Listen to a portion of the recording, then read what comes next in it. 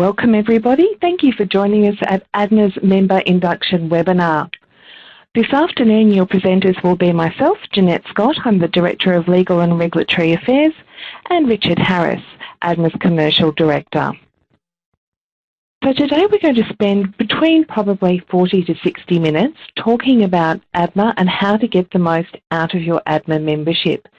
So on the agenda for today, we have a little bit of information for you about ADMA, some upcoming events that you might be interested in, our IQ program, our one-for-one program, our member regulatory resources and how to make best use of them, and then we'll have our questions at the end.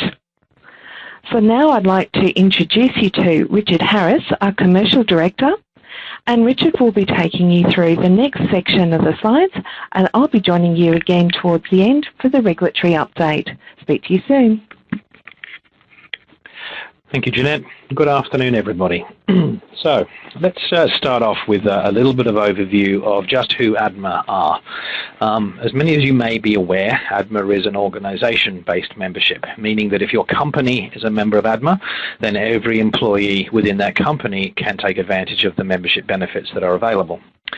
But I want to start off really just sort of summarizing the kind of work that ADMA do. So currently our membership is 650 organizations that work with ADMA. And right now within that group, which is the Association for Data-Driven Marketing and Advertising, we've got 8,000 individuals that regularly interact with us through all of the things that we're going to outline for you today. Of those 8,000 members, in addition to the 650 organizations that are active members, we have about 60 other partners. These are organizations that work with us in a number of other ways to help support and grow ADMA, and obviously work with us at events and so forth.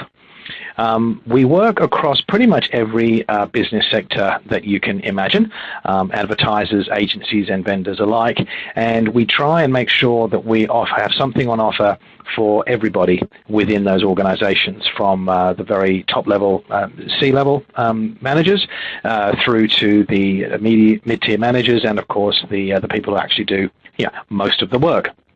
In addition to ADMA, though, there are other associations that we have an active involvement in.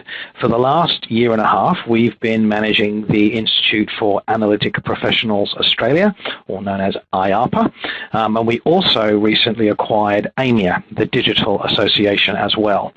So in terms of the remit that we cover, it's very much all the areas of data-driven, digital marketing, and the analytics and creative practices that go along with that. So when you start to engage with us, you will find that there is a lot that we do, and the goal is to find exactly the right level of engagement and the right things that you need in order to best support you. So that's the ADMA organization as a whole. A little bit more on that, though, in terms of the network, because that's ultimately what we are about. We bring together marketers from different disciplines, from different industries and areas, and what you're seeing there is a range of information that helps you understand just the breadth of the network that ADMA enjoys today.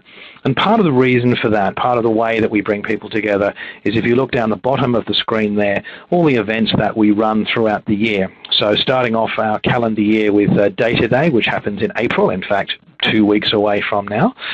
We then in June move into Tech Mix, which is our opportunity to bring a spotlight on all the marketing technology available. We run some awards throughout the year. The AC&E Awards usually happen towards the end of the year, where we recognize and honor the best and brightest amongst us for their good work. And probably our biggest event is our Global Forum. This is what happens around August time, where we bring in a huge amount of overseas speakers to talk about trends and issues that are happening around the world, and sort of shine a light on what things we could really take advantage of in our market. For our IAPA audience, we also run Advancing Analytics, which is their event that we run every September this year. But throughout the year, we also do a series of member-only events such as Lunch and Learns, where we bring in, again, speakers in a more intimate and informal environment and have them speak on a range of topics and issues, and our town hall events, where we share insight that we have generated through working with subject matter experts in the industry. And not to forget our CXO events, where we do things like roundtable lunches, breakfasts, etc., where we try and pick the brains of the senior marketers in our industry and try and answer some of the big questions that we then disseminate. Probably one of the first questions we get is, what is ADMA about? What do ADMA do? And there are three areas that you should think about us. First is we are your industry advocate. So when there is a need to represent the combined wisdom or the shared wisdom of our industry when it comes to dealing with government or media or other third-party organizations, that is very much the job that we take on. So we, again, working very constantly with our members to understand what are the issues that are most important to them and make sure that we are focusing on them as we start to develop our approaches to those external bodies. Inevitably, a large part of what we do is education, and education covers not only formal training, which I will be talking to in a little bit, but all of our events, our online portal called Knowledge Lab, where we curate and generate a vast amount of content for our members to absorb and digest, right the way through to our member events, branch events, chapter events, etc. And of course our weekly newsletter. And the last thing we do is try and facilitate connections, bringing people together at events and other ways so that we can learn from each other as we start dealing with the ever-increasing complexity of working in this industry. So that's how to think about ADMA as a whole. Now, this next slide we always include because one of the things that a lot of people sort of miss is why is data growing important, or why are we so focused on this? Why is really a membership with ADMA important to you as individuals? There are lots of reasons why an organization will become a member, but for you people watching and listening today, it's very much about, well, what's in it for you? And this is what it comes down to. We participate every year in a global survey trying to understand what are the trends in data-driven. And last year, what we found was that 80% of people said that data was very important to their business, and 92% it would be more important in the following year. Not only did they say it was important, however, but this is where they were putting their budgets. So 73% of the responders were saying they were predicting future growth in investments in data-driven strategies.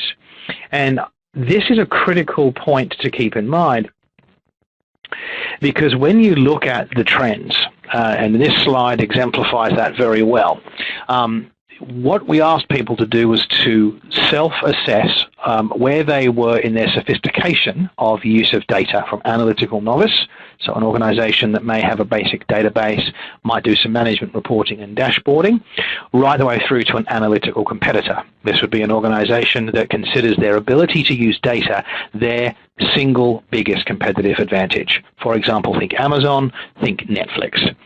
But now, what you're looking at here, though, is that regardless of where people place themselves on that continuum, every single one was stating that they were making moves to move further to the right, meaning they were all investing in the strategies to be more analytical, i.e. using data more effectively as part of their decision-making process.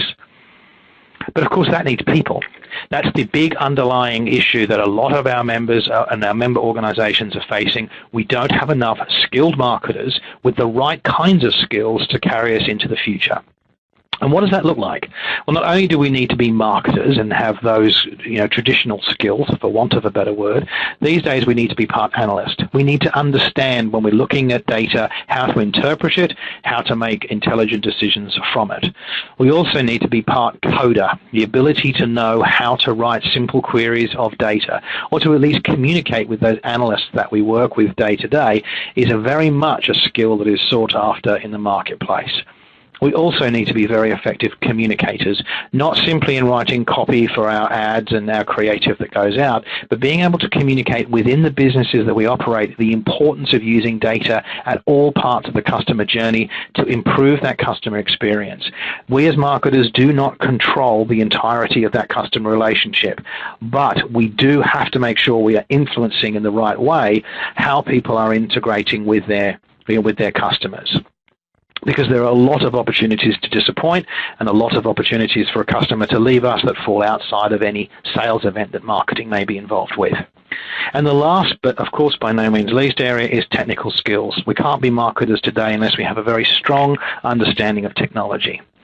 So we make these points because the membership that your organization has invested in with ADMA, to a very large degree, is about giving you the ability to invest in your own professional development. In order for us as marketers to remain relevant, to ensure that we're offering the right things and being able to give our employers exactly what they need to grow and develop into the future, we need to be investing in our professional skills to maintain currency on what are the latest technologies, what are the latest best practice trends, etc.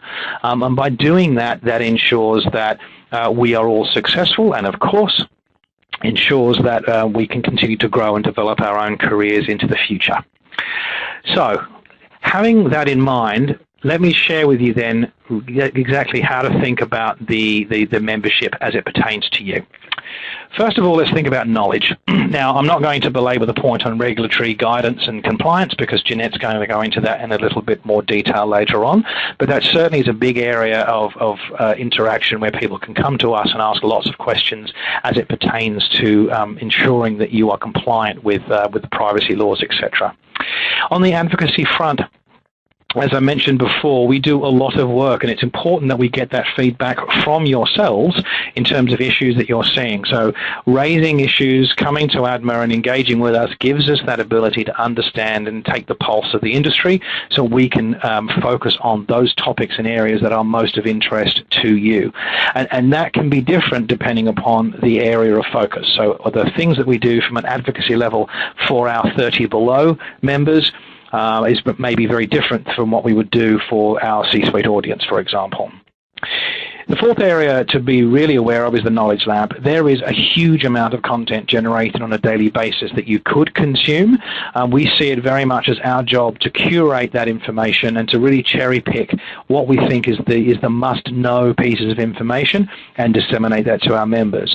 So do please ensure you've registered for your newsletter, which is full of that useful content as it gets posted and shared, but also periodically checking into the ADMA Knowledge Lab to look at the latest white papers or infographics or videos that we've posted up there on various topics. We do a lot as well on research. So we work with a number of organizations to go out and ask a series of questions that we then build into information to share back. The most recent one we did for our IARPA audience was the Skills and Salary Survey, where we every year try and take a look at what are the issues that are important to our IARPA members, but also what we're seeing as being the big indicators of future wage increases, etc. So knowledge is very much an area of thinking about it, and think about it in terms of how that pertains to you as an individual. Where are the gaps in your knowledge today? I'm sure there would be opportunities for us to help address that as you start working more with us. The second area to keep in mind is the ability for self-recognition. I mentioned the awards before, and this is an excellent opportunity to really try and raise your personal brand by submitting entries into the awards, and hopefully by winning, being recognized for that good work. We also offer for our younger marketers the Young Marketer and Young Creative of the Years. So these are awards that get given out at the end of the year, again nominated by people from our 30 Below Club in order to ensure that we are looking at who are the rising stars in our industries. For those more senior established marketers as well, there is an opportunity for speaking, obviously. We run on average over 150 events per year at this organization. So the ability to look for speakers is always something we're keen on exploring. So if you have something you feel you want to say, if you've got a case study or a campaign that you feel has been particularly successful and you want to shout about it from the rooftops, then there may be opportunities with ADMA to do just so. So do think about those opportunities when you're thinking about this membership for yourself. Connections is, of course, going to be an important area when working with ADMA. So we run a CXO club for our C-level audience where we bring them together and try and tackle some of the more strategic issues and look at trends and challenges throughout not only Australia but the world, and see if we can't come up with some realistic approaches that can be shared amongst us. We also run expert groups and think tanks. So as you're seeing here, we have a large number, we have events scattered throughout the year that focus on our various subject matter areas of data, technology, content, and creative. And we bring those subject matter experts together, we debate, we discuss, and then produce a white paper that we share at a town hall event. Again, those happen 4 times through the year. They're free to members. And an excellent opportunity to meet other marketers who share your passion for this industry and exchange ideas, etc. Lunch and learns are also another way of getting involved. I mentioned those before, but effectively we bring in a speaker to talk about an area that could be quite niche. These have included speakers in the past from brands like Yahoo and Pandora, talking about the kind of work that they do, but also subject matter experts in areas like conversion rate optimization. Very passionate speakers and always keen to speak to our members. So do look out for those. They happen on about a monthly basis and well worth coming along if you can. And also we have a very active and engaged state branches. So all the states have their own committees that look at running events in their local market. So do look out for those as well on the website to see what's coming up throughout the year in your area. That again is a great opportunity to meet other marketers who are close to you, exchange ideas and views, etc. The last area is skills, and I'm going to go into this in a little bit more detail because this year we launched ADMA IQ, which is our new education brand. So I will cover this in just a second, but the other way to think about skills development is coming along to our events. Events like Data Day, Tech Mix, Global Forum, these are all geared towards putting people up on a platform who can share their thoughts and ideas that will help us develop as an industry and as marketers, stimulating the thought process and allowing us to look at what's happening outside of the bubble that we sometimes get stuck in working within our individual companies.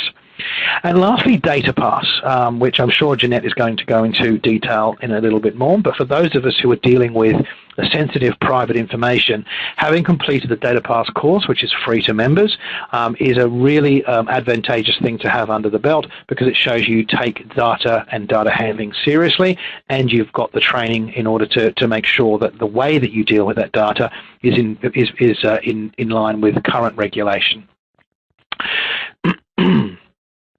Before I go into the IQ detail, though, just to call out some of the upcoming events. So we've actually just missed we have the ADMA Town Hall in Technology. This is coming up in Sydney, April the 20th. So for those of you who are in the Sydney area, I strongly encourage you to jump online and register for that. That's going to be a very robust discussion on the various trends in the technology sector. On the 27th of April, we have Data Day. For those of you who haven't bought the tickets yet, we still have early bird rates where tickets can be purchased at a discount, and there are a discount for group buying, such as get 4 tickets for the price of 3. Data Day, again, very well attended. It's in Sydney and Melbourne this year, and the program is looking excellent. So do jump on the website, have a look at the program, and yeah, come along to Data Day. It should be an excellent event this year. I mentioned before Tech Mix, so the 24th of June, and this is where we bring together the vendors of the marketing technology with those of us who are interested in what's going on in that sector, and to really try and understand and deconstruct exactly where all the various technologies play, where they align, where they overlap, and so that we can start making better decisions about where we invest in technology in the future. So let me then just cut over into a quick overview of what IQ is. IQ is the education brand that we launched this year, and it was in recognition of the fact that we have a much more diverse audience. So we've created courses that go across analytics, creative, content, data, digital marketing, mobile, privacy and compliance, search, social. And we've tried to deliver those in a way that we can modularize and look at flexibility for you to take courses as you see fit. So you can do individual modules, for example. So if all you're interested in doing is knowing how to really use Facebook more effectively as a social tool, then you can just do a module on Facebook campaigning. But the modules combine up into short courses. So you could then do a short course on social marketing, for example. That would be a combination of all the modules that you would otherwise do individually. And courses combine up into certificates. So if you have the mind to complete the digital marketing certificate, you can certainly do so. However, if you wanted to bite off the 4 individual short courses that make up that certificate, you could do it in that way. And when you complete the 4 short courses, you have in effect completed the certificate and will be awarded the certificate as such. We offer these courses in a number of ways as well. You can do the courses online. You can do the classes you can do in-class learning, where you get to sit in a class with other marketers from different industries, etc., and exchange ideas. Or we can come to your offices and provide that training in-house to just your staff. And that offers a range of opportunities that are quite unique, such as customization of the content, for example.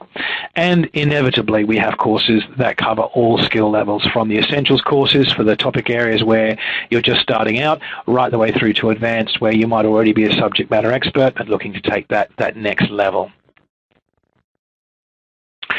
I mentioned before some of the drivers behind this training, and I'll reiterate here as well. The amount of investment, the amount of activity and focus that is being placed not only on data-driven marketing but data-driven business is absolutely creating a skills gap.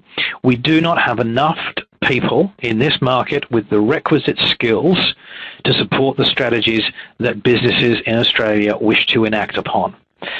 And this is where training comes in. By investing in your professional credentials, by investing in the learning and the knowledge you do through, whether it be the formal training that we're outlining here or attending an event, this is going to become increasingly critical as the industry that we work in becomes more technical and becomes more complex in what we're expected to understand and execute.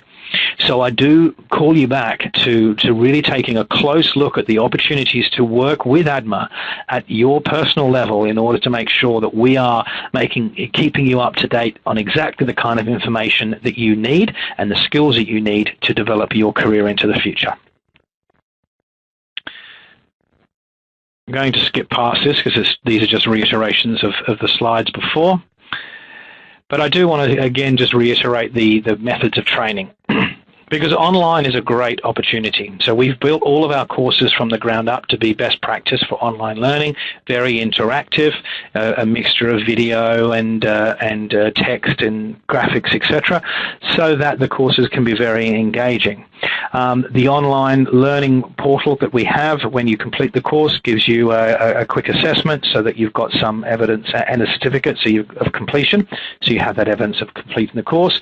And because they're designed to run on all platforms, then these are things that can be done in your spare time, even on a tablet or laptop PC, as you're commuting to and from work, for example.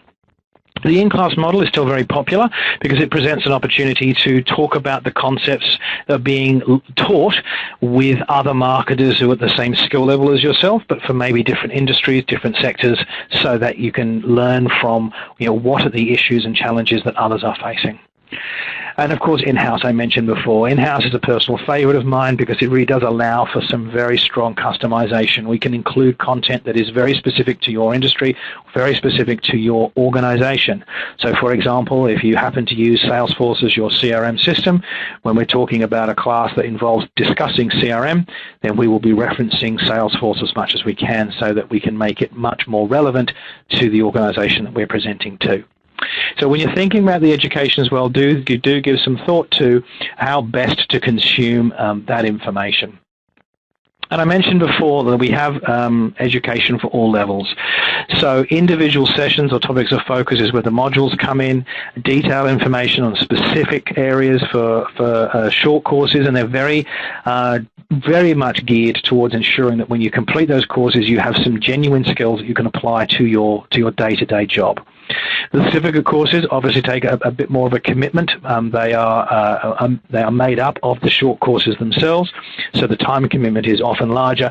But when you finish that, then you have a certificate in your area of skill, which is very transportable across your career. When we start getting into the very senior roles, the strategists and the executive leaders, etc., these is where our academies and executive training come into play.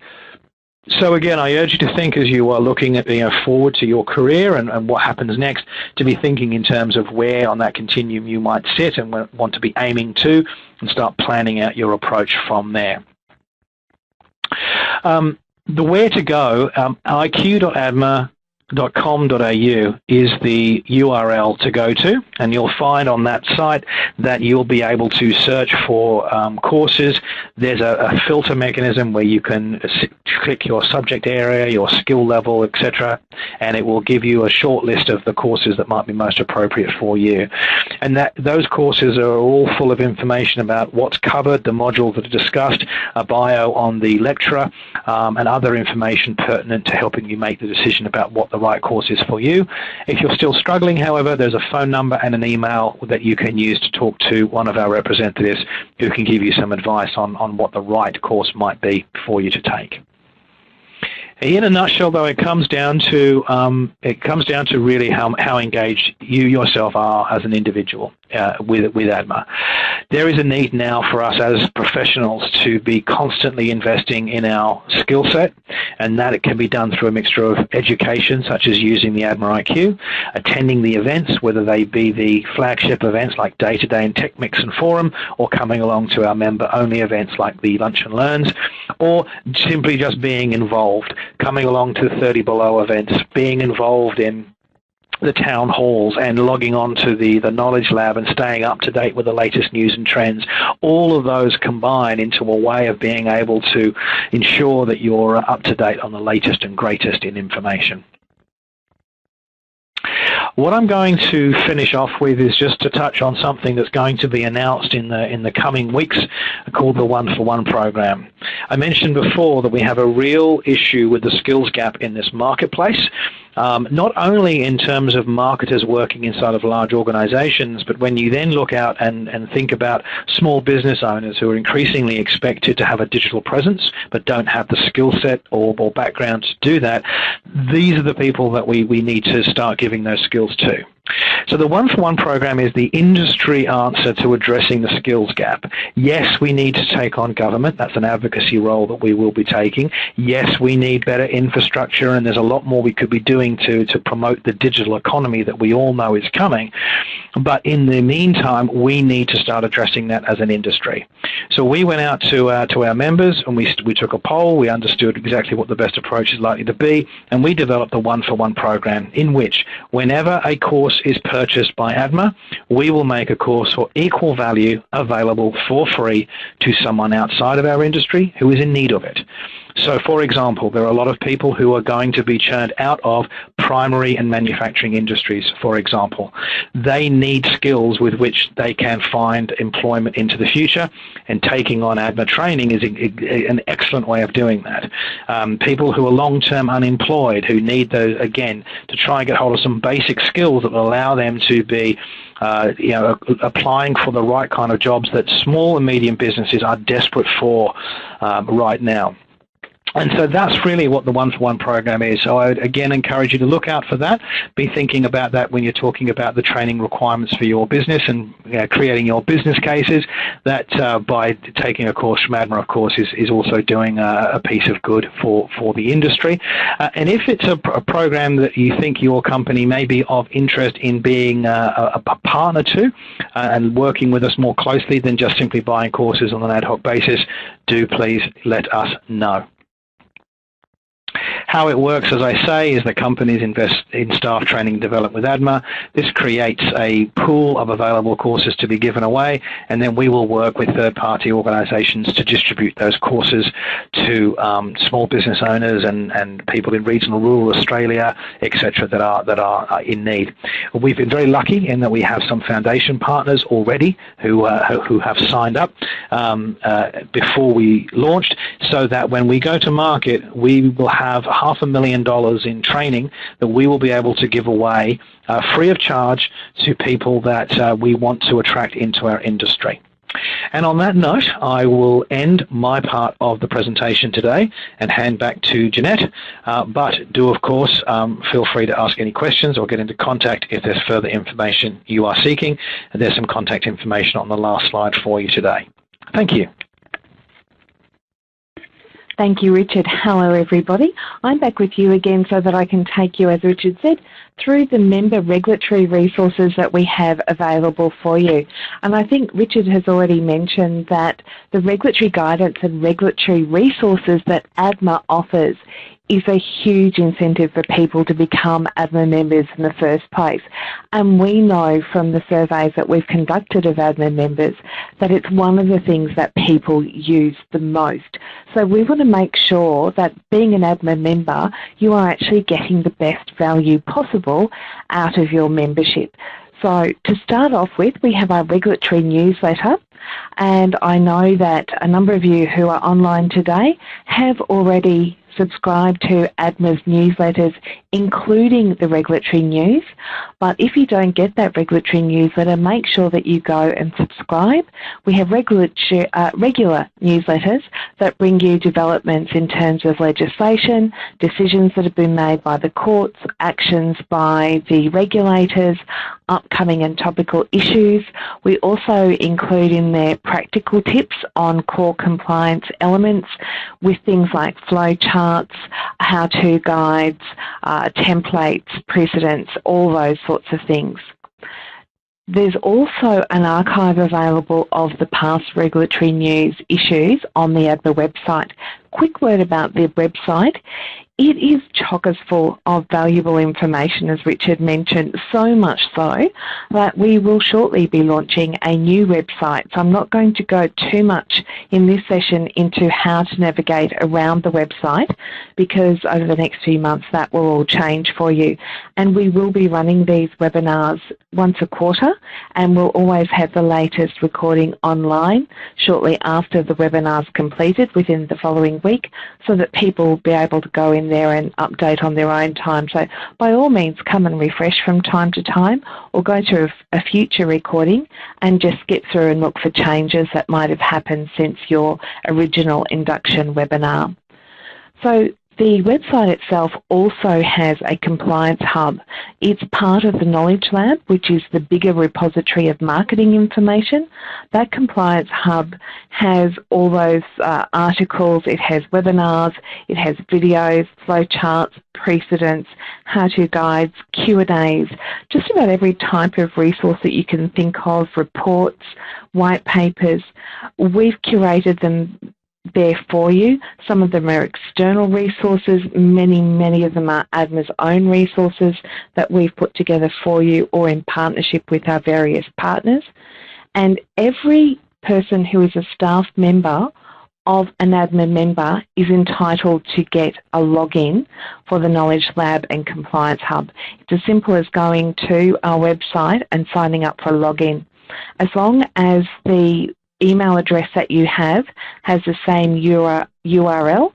So, for example, in my case, it ends with adma.com.au, and adma.com.au is the member that's recognised. You'll be able to get your own login. If that's an issue for you for some reason, then there's contact details there and we can help set up a login for you. So make sure that you go into that compliance hub, have a look around, see what's there, and it's a great place to visit from time to time to see what else has been added there for you. If you've had a look in the Compliance Hub, you've had a search through the Regulatory News Archive, and you can't find information that you're looking for, then you might want to book a regulatory guidance call. That gives you an opportunity to have a chat with me, and the way that we do that is quite simple. Just email through to comply@adma.com.au.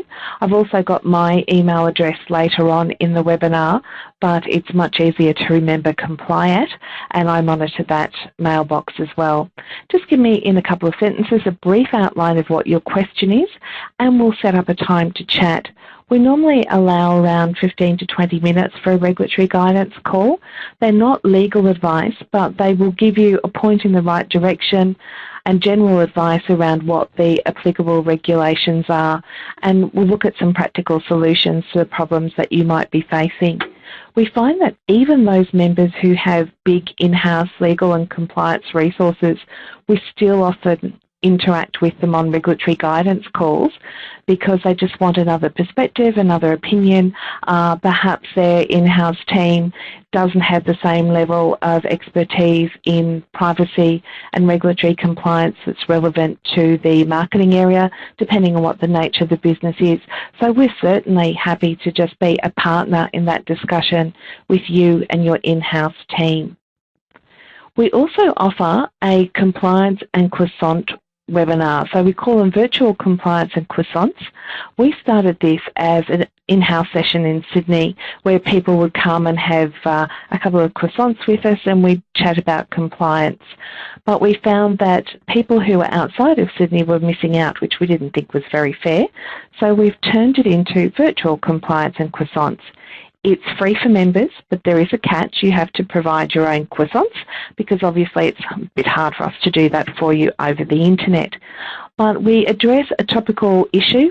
In fact, yesterday we had a virtual compliance and croissants on the issue of consent. So watch out for our next regulatory news. That will have a link to the recording of that compliance and croissants webinar. So we do record them all. We started them late last year and they're going up on the ADMA website so that if you aren't able to join us live on the day, you can go back and watch them in your own time. Now we publish information about what's been recorded and what's coming up in our regulatory news, but you can also navigate through to them by finding them on the website itself. They generally last between 40 minutes to an hour. It's just a nice bite-sized piece that gives you some topical points around the particular subject matter that we're addressing, and they've been very well received. In addition to that, starting this year, we're introducing also a 6-monthly regulatory update webinar. Now this again is complimentary for members and it's a great way for you to keep abreast of the regulatory developments. We do cover them regularly in our newsletter, but if you wanted to just jump in once or twice a year and listen to the webinar, maybe ask some questions while we're live from things from your perspective, this is a really efficient way to do that. And again, we'll record these and we'll pop them on our website so that if you can't join us on the day or if you have colleagues or team members who you think would benefit from participating in the webinar and listening to it, they'll be able to do so. Richard also spoke to advocacy, and ADMA does play a very broad and important advocacy role, not just within government, but more broadly with other industry associations, with any type of third party really, and across a broad range of issues.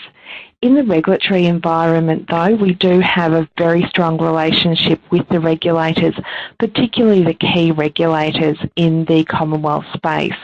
So the Office of the Australian Information Commissioner, ACMA, which is the Australian Communications and Media Authority, and they regulate both the Spam Act and the Do Not Call Register Act, also the ACCC. So we have an ongoing dialogue with them about all sorts of issues. At the moment, we're also having discussions with the Attorney General's Department, and I'll chat to you about what's going on there shortly.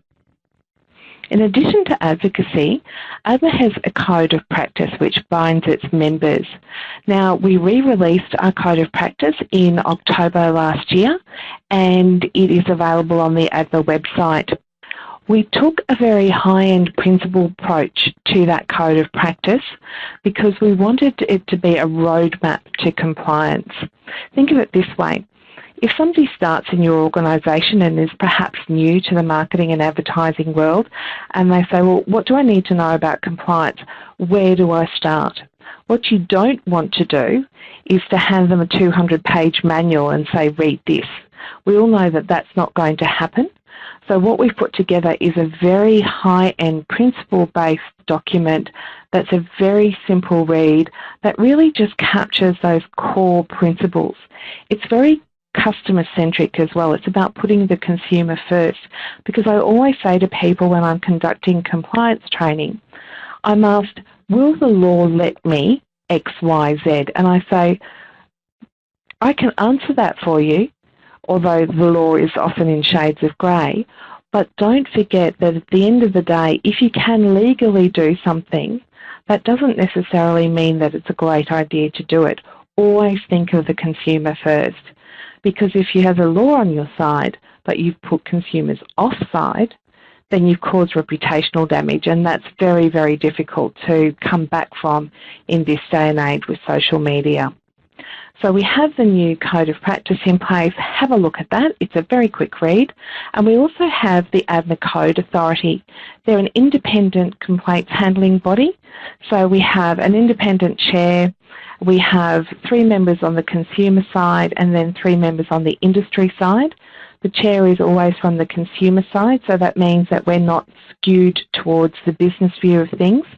And they can consider complaints that relate to members and the Code of Practice. There is a small fee for complaints being dealt with by the Code Authority, but that just covers the running of the Code Authority, and it's a very nominal fee for members. And consider it as against the matter going to a regulator and what sort of outcome that may cost you in terms of regulatory intervention, management time and effort and so on. We think it also has the benefit of being a very expedient way for consumers to have their complaints resolved. So if you do find perhaps that you're having difficulty with somebody in resolving a complaint, you may wish to suggest that the matter be referred to the ADMA Code Authority, or may suggest to the consumer that they may wish to do that to resolve the matter. It is also possible, by the way, for non-members to have their complaints considered by the Code Authority. For that to happen, though, the non-member does have to agree for the ADMA Code Authority to hear the complaint for them, and there is a higher charge, obviously, if somebody is a non-member. Also, our latest initiative is this member induction webinar itself. So the webinar is a great incentive in that we can bring new members to ADMA or new staff of existing members, and they can join us to learn how to make the most of ADMA's various benefits. We are very aware of the fact that we offer a lot of different services. We have a lot of different resources and benefits available, and as I said before, we really care about making sure that you get the most out of your membership, which is why we're conducting these webinars. The final thing I think I would mention on the resources front, I guess in passing, would be, and Richard has spoken to this, there's all the education options that are available as well, including a privacy and marketing compliance course. Now that course is available in class, and it will, in a few weeks' time, be available online as well. So both of them have benefits. If you're in class, you can bounce ideas off other people, look at the views from those who are from other industries or other sectors. You could arrange for it to be conducted in-house for you and have it tailored to your own organisation, or you can go online and do it in your own time. It's a great course that covers off on advertising content, including prizes and competitions, on intellectual property, and of course privacy and related laws such as the Spam Act and the Do Not Call Register Act. So I commend that to you. In addition then, there's the Data Pass certification. So that's a series of training that people can complete, not just around privacy and compliance in the data space, but the use of data and best practices generally. And if you as an organisation then achieve Data Pass certification, then that's a real badge of honour for you to display so that people understand that you take your data very seriously. Just got here a quick screenshot of the current ADMA website. So as I mentioned to you, this is going to change, but you can't quite see it here, but there's the Comply tab on the top. And if you go down, we've got the Code of Practice that I mentioned, the famous Compliance Hub, which is a wonderful spot to find all the resources you need. We did have a group buying code, which we've left up for now. It's now subsumed into our Code of Practice. We've got information about ADMA's Code Authority, and there's a Code Authority Charter that governs them. We've got our opt-out mail register, so members are obliged to wash their mail against the ADMA Do Not Mail service that consumers can register for. Non-members can also choose to subscribe to that on a subscription or one-off basis. We have information about Data Pass. Spotlight on Privacy, which I'll speak to in a second, the regulatory newsletter and archive, and various resources that relate to the code of practice, and we're building on those all the time. Just to bring your attention to the Spotlight on Privacy, this was put together back when the changes to the Privacy Act came in 2014, and it's a really intensive focus on privacy and those changes. It's a great resource because it doesn't just tell you this is what changed, it also speaks to what do you need to know about privacy now. So it's a resource in and of itself, and it certainly is a useful tool if you're wanting to understand more about current privacy laws.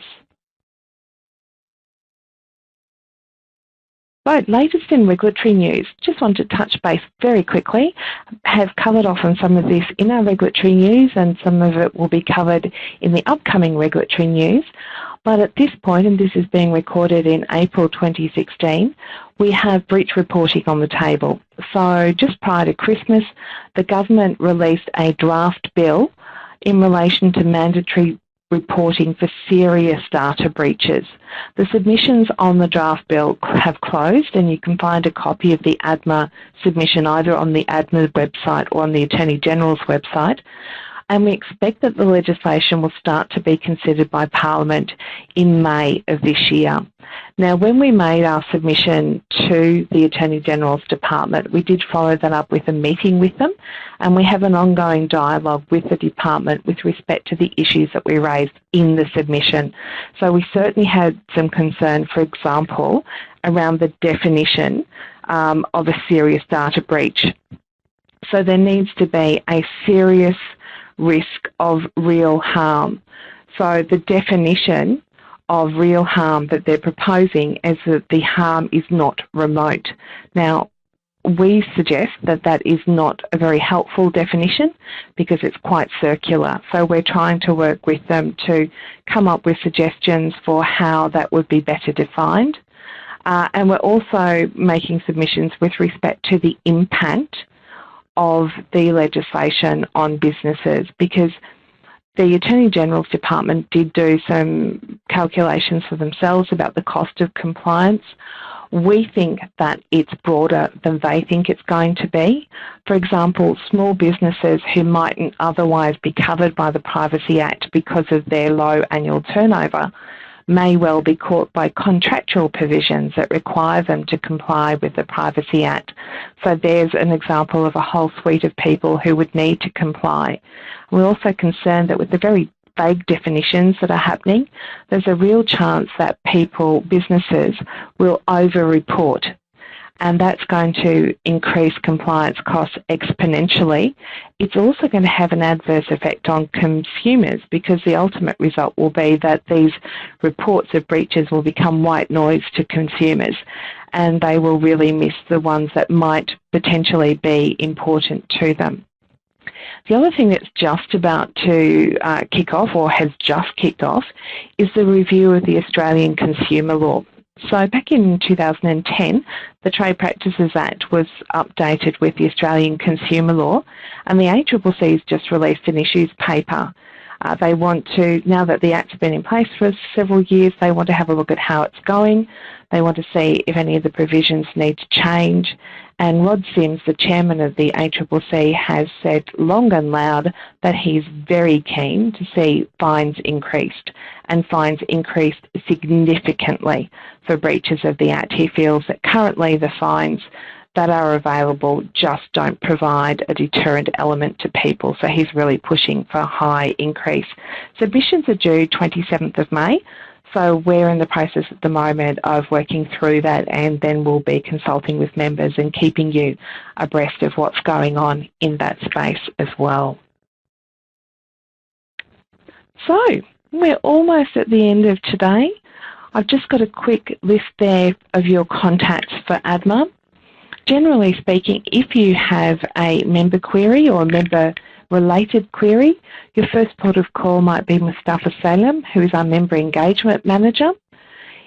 If it's a matter that you feel you need to escalate to Richard, who's the head of our commercial area, Richard Harris is the Commercial Director who joined us earlier, then his email address is there. Then we have my email address as Director of Legal and Regulatory Affairs, and it's the double N in Jeanette that often gets people, so I always plug the comply at email address as well. You can use that to contact me, including to book a regulatory guidance call just by emailing comply@adma.com.au. Keeps it nice and simple. So the last thing that we have, for those of you who are live online today, is a chance for you to ask questions if you wish to. At this stage, I don't have any questions, so I'll just wait a moment. If we don't have any questions coming through, then we'll be ending today's webinar. Okay, everybody, I think we're all good for today. If you do think of a question that you haven't had an opportunity to ask, then by all means pop me an email and I'll get in touch with you. Thank you so much for joining us today, and take care.